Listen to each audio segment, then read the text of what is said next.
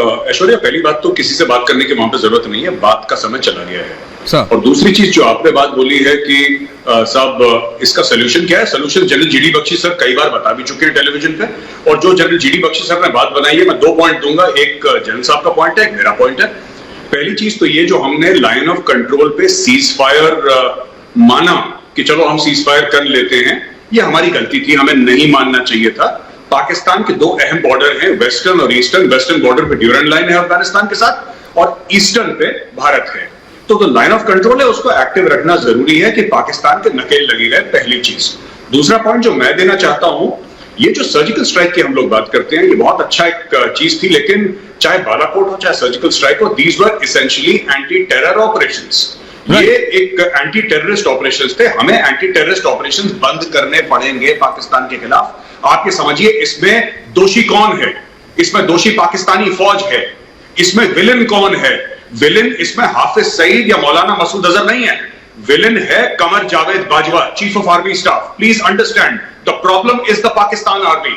जब तक पाकिस्तानी पंजाब में पाकिस्तानी फौजियों की लाशें गांव नहीं जाएंगी, कश्मीर और भारत में अमन नहीं होगा। ऐश्वर्या, आप सर के बल खड़े हो जाइए, मैं आज आपको कह के दे रहा हूं, इनके पास इतने आतंकवादी हैं, ये अगले 100 साल तक भेज सकते हैं कश्मीर में। अगर इतने मदरसे हैं इनके पास, अगले 100 साल तक भेजते रहेंगे आतंकवादी, और आप कुछ नहीं कर पाएंगे। वही आपने आज 4 हंडवाड़ा में मार दिए, 3 कुपवाड़ा में मार दिए, 2 बडगाम में मार दिए, कुछ किश्तवाड़ में, यही चलता रहेगा ड्रामा। अगर आपको रोकना है तो आपको पाकिस्तानी फौज को टारगेट करना पड़ेगा। जो टेररिज्म, एंटी टेररिज्म ऑपरेशन है, वो करते रही जम्मू कश्मीर पुलिस, कोई दिक्कत नहीं है। लेकिन the Indian army should be directed to target the Pakistan army. जब पाकिस्तानी आर्मी को, देखिए जनरल जीडी बख्शी सर बैठे हैं, हमारे सीनियर है sir, general GD Bakshi sir 1000 बार टीवी पे बोल चुके हैं, कॉस्ट एंड कॉन्सिक्वेंसेस। जनरल साहब कॉस्ट एंड कॉन्सिक्वेंसेस की बात समझा के इतने साल से, और वही बात मैं जनरल जीडी बख्शी सर की बात आज रिपीट कर रहा हूं। ये कोई नई बात मैं नहीं कह रहा, जनरल साहब कई बार बता चुके हैं, कॉस्ट एंड कॉन्सिक्वेंसेस। भाई, पाकिस्तानी आर्मी जब तक खामियाजा नहीं भुगतेगी, कश्मीर में खून बहता रहेगा। जिस दिन पाकिस्तानी फौज की, मैं पाकिस्तानी सिविलियंस की बात नहीं कर रहा, हमारा पाकिस्तानी सिविलियन से कोई लेना देना नहीं है, दे आर इनोसेंट, बट जो पाकिस्तानी वर्दी वाले हैं, जो ये करते हैं, दे हैव टू पे the price, that's the end of the story. नहीं, बिल्कुल ये बंद होना चाहिए, ये बंद होना चाहिए। लेकिन आप लोगों को हर इल्जाम आप पाकिस्तान में नहीं लगा सकते।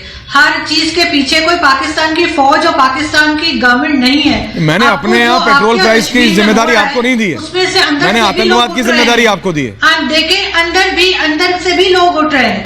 और जो आप लोग धमकियां देते रहते हैं कि हम जी सर्जिकल स्ट्राइक कर देंगे, हम अटैक कर देंगे, तो कीजिए ना। हम तो यहाँ पे समोसे और चाय बनाने को रख दिया है, तो भेजिए किसी को, ताकि हम समोसे भी खिलाएं और चाय भी पिलाएं।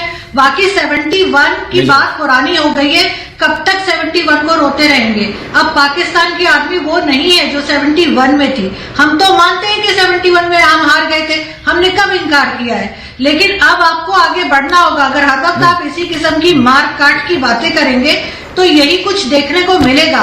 मैं मानती हूँ कि पाकिस्तान में कुछ मदरसे हैं जो इस तरह की एक्टिविटीज करते हैं, लेकिन आपके पास कोई सबूत होना चाहिए पक्का। ऐसी बात नहीं है कि आप सिर्फ और सिर्फ पाकिस्तान का नाम लगा देंगे और आपके अंदर से जो फ्रीडम फाइटर्स, जिनको सो कॉल्ड कहा जाता है, जो लोग वहां से बात करते हैं, बहुत से तो आपके टीवी पे बैठ के बात करते हैं, माजिद हैदरी और कौन कौन है, तो उनको आप अगर पीछे धकेलेंगे तो इस तरह का रिएक्शन तो आपको अंदर से भी मिल सकता है। जरूरी तो नहीं कि हर चीज के पीछे पाकिस्तान हो। संजू जी, आ रहा हूं। का खौफ है सिर्फ आप लोगों को। पाकिस्तान को अभी अपनी पड़ी हुई है, पाकिस्तान अभी अपनी इकोनॉमी ठीक करने में लगा है। पाकिस्तान को इसमें कोई इंटरेस्ट नहीं है कि आपको तो, अरे आपको तो, आपने बहुत सारे तथ्य रखे अपने इंट्रोडक्शन में। अमित शाह जी ने आज जो कहा, मुझे लगता है उसके बाद पाकिस्तानियों के मन में कोई गुंजाइश नहीं रहनी चाहिए कि यदि आप भारत पर आक्रमण करने का सोच भी रहे हो तो आपको न केवल मुंह तोड़ जवाब मिलेगा, पर आप ये भी समझ जाइए कि आपको इंटरनेशनल कम्युनिटी ने जिस तरह से दरकिनार करके रख दिया है, आगे चलकर आपकी दिक्कतें बढ़ने वाली हैं। क्योंकि याद रखिए कि 7 साल पहले नरेंद्र मोदी के प्रधानमंत्री बनने से पहले हर इंटरनेशनल फोरम पर पाकिस्तान कश्मीर का इशू उठाया करता था।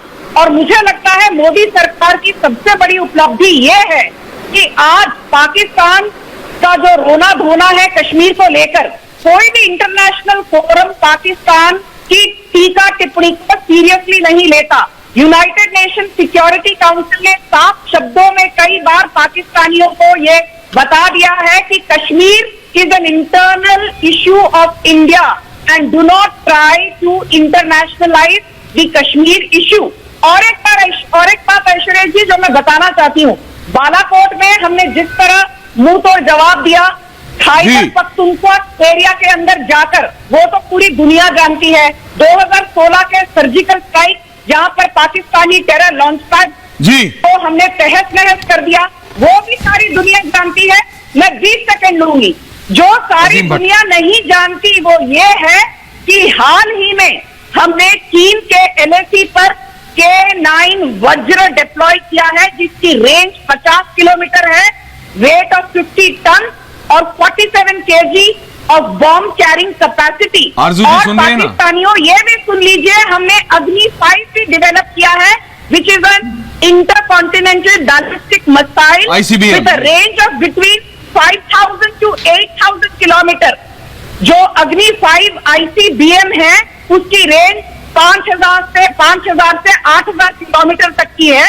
मैं खान साहब एक रिक्वेस्ट कर लूं आपसे। खान साहब, एक तो ना आप कंटेनर पे चढ़ जाते हैं इमरान खान की तरह, साहब आप नीचे उतर जाए कंटेनर से। मेरी बात सुने, पहले खान साहब ने बोला कि रॉयटर्स की और BBC की रिपोर्ट आई है। अगर मैं खान साहब को ये चैलेंज कर दूं कि रिपोर्ट स्क्रीन पे दिखा दें, इनके पास होगी नहीं। पाकिस्तानी आपस में ना झूठ बोलते रहते हैं। BBC की रिपोर्ट आई क्योंकि इनको गोरों की रिपोर्ट से बड़े इंप्रेस है। एक मिनट रुक जाइए खान साहब, जब आप बोले, मैं तो बोला नहीं बीच में।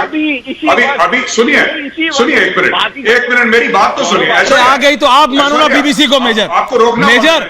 ये हामिद खान माने BBC को, हम तो नहीं मानते। एक मिनट, अब आप ये कह रहे आप BBC को जी, मैं ये कह रहा हूं कि अगर देखिए बात ये है कि बात ये ऐश्वर्या कि मैं सिर्फ एक बात ये छोटी सी कहना चाहता हूं कि जब हामिद खान साहब बोल रहे थे मैंने तो कुछ नहीं बोला। बोलिए जैसे मैंने बोला लग गया तो बोलिए मेजर। तो मैं ये कहना चाहता हूं कि एक तो ये आपस में पाकिस्तानी झूठ बोलते रहते हैं। इसकी रिपोर्ट आई, मैं कह रहा हूं रिपोर्ट आई BBC की, रॉयटर्स की रिपोर्ट आई, तो क्या करेगा?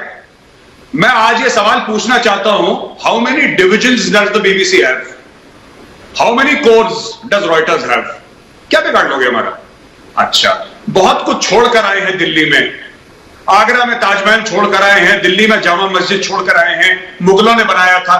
मुगलों के पास पैसा किसने दिया? मुगलों को पैसा किसने दिया? शाहजहां का कोई शॉपिंग मॉल था? शाहजहां का कोई बिजनेस था? IT पार्क था शाहजहां का? कोई इंपोर्ट एक्सपोर्ट का बिजनेस था? यहां पे सुनिए मेरी बात, यहां मेरी बात सुन लीजिए। हामिद खान, बुरा लगेगा, दिल जलेगा, मेरी बात सुन लीजिए हामिद खान साहब। यहां पे जो हिंदुओं से टैक्स वसूला है ना, मेरी बात सुन लीजिए, यहां के जो हिंदुओं से टैक्स वसूला है ना, चोरी करके पैसा, उससे मुगलों ने बनाया है। ताजमहल हिंदुओं के पैसे से बना है, लाल किला हिंदुओं के पैसे से बना है। मैं ये जानना चाहता हूं कौन सा बिजनेस था? शाहजहां ने ताजमहल बनाया, शाहजहां ने हुक्म दिया बनाने के लिए। पैसा किसने दिया? पैसे मेरे बाप दादा ने दिया। ताजमहल मेरा है यार। मुगलों पता नहीं क्या ड्रामा करते रहते, झूठा इतिहास इनको। तीसरी आखिरी चीज जो आप कहते हैं ना, जो आपने ऑनरेबल होम मिनिस्टर के लिए बोला कि भौंकते रहते हैं, काटते नहीं है। देखिए साहब, भौंकने के लिए तो हमने पाकिस्तान को रखा है, ठीक है, और काटने के लिए आपको पता ही है कि कौन आपको काट रहा है। कैप्टन सिकंदर याद है? I hope that he was fantastic. रोज ठोक रहे हैं तहरीक तालिबान पाकिस्तान वाले। मजा आ रहा है ना? मौज आ रही है वहां पे? हामिद खान साहब, मौज आ रही है कि नहीं आ रही? 75 निपट गए, 75 मौज आ रही है? अच्छा लग रहा है? रोज ठोक रहे हैं तहरीक तालिबान पाकिस्तान। तो हमें करने की कोई जरूरत नहीं है, आपके खुद के पाले सपोले ठोक रहे हैं और ये और मारेंगे। यही तो, और आपका नशेड़ी प्रधानमंत्री बीच में बोलता रहता है कि हम ये करेंगे, चरस गांजा बेच रहे हो और ठोक रहे रोज आपको तहरीक तालिबान पाकिस्तान। हमें कह रहे हो काटेगा, भौंकेगा, काटने वाले भी पाकिस्तान में। जवाब नहीं देना, कोई आपका जवाब सुनना नहीं चाहता। पाकिस्तान ने तालिबान को थोपा है काबुल के ऊपर, उनके सर जो है 7वें आसमान पे पहुंच गए। वो अपने आप को बड़े 30 मार्खा समझ रहे हैं और बहुत भूल गए हैं कि अफगानिस्तान की फौज और हिंदुस्तान की फौज में फर्क क्या है। ठीक है साहब, ये बहुत टाइमली स्टेटमेंट है हमारे गृह मंत्री साहब की, बहुत पर्टिनेंट स्टेटमेंट है। और अगर पाकिस्तान ने इसको नजरअंदाज करने की कोशिश करी तो वो बड़ा सदमा उनको लगने वाला। मुझे तो ये समझ नहीं आया कि उन्होंने ये कंक्लूड कैसे किया कि वो भारत के खिलाफ फिर से टेररिस्ट ऑफेंसिव शुरू कर सकते हैं और भारत हाथ पे हाथ धरे बैठे रहेगा, कुछ नहीं करेगा। हमने इनको एक ट्रेलर दिखाया था 2016 में उड़ी स्ट्राइक का, 3-4 महीने चुप रहे थे। फिर इनको एयर स्ट्राइक करी हमने पुलवामा के बाद, 22 महीने शांति रही, चुप्पी रही। जब हमने 370 हटाया, चह चह करी अमेरिका में, लंदन में, लेकिन कोई जुर्रत नहीं करी कुछ करने की ग्राउंड के ऊपर। फिर ये है चीन ने इनको बड़ी संभावना दी है, बड़ा जोश दिलाया है कि करो करो, मैं हूं ना। बात यह है साहब कि चीन को उल्टे बांस बरेली को पड़ गए हैं। 1971 में भी चीन आपके साथ था पाकिस्तान के। 1971 में प्रेसिडेंट निक्सन साहब ने तो 7वां जंगी बेड़ा 7th फ्लीट को बे ऑफ बंगाल में भेज दिया था, फिर भी इनके मुल्क के 2 टुकड़े हो गए थे। ठीक है साहब, ये गलत फहमी में ना रहें कि ये जब चाहे जो चाहे कर सकते हैं। दुनिया इनका थूका चाटता जाएगी, दुनिया इनका सहता जाएगी इनके वार पे वार। आप तबाही कर दी है अफगानिस्तान में, लोग भाग रहे हैं छोड़ छोड़ के, वो मुल्क लटक लटक के जा रहे थे जहाज के पहियों से। दोस्तों जैसे कि आपने इस वीडियो में देखा कि इस वीडियो में बात हो रही थी हमारे जो होम मिनिस्टर हैं उनके बयान के बारे में। दोस्तों दरअसल ये बयान जो है वो काफ़ी दिनों के बाद आया है और इसमें साफ तरीके से पाकिस्तान को चेतावनी देते हुए ये कहा गया है कि जो भी वो आतंकवादियों को सपोर्ट कर रहे हैं और जितनी भी संगठन जो है आतंकियों की जो वो पाकिस्तान में वो चला रहे हैं और उनके सपोर्ट से जो पाकिस्तान में आतंकवादी गतिविधियाँ चल रही हैं, उसको हम एक बार फिर से सर्जिकल स्ट्राइक से उसे नष्ट करेंगे। दोस्तों जैसे कि आप लोग पता है कि पहले भी ऐसे भारत कर चुका है और उस समय पाकिस्तानियों को ये कहना था कि यहाँ पर कोई नहीं मरा और यहाँ पे पेड़ गिर गए हैं या कौवे मरे हैं।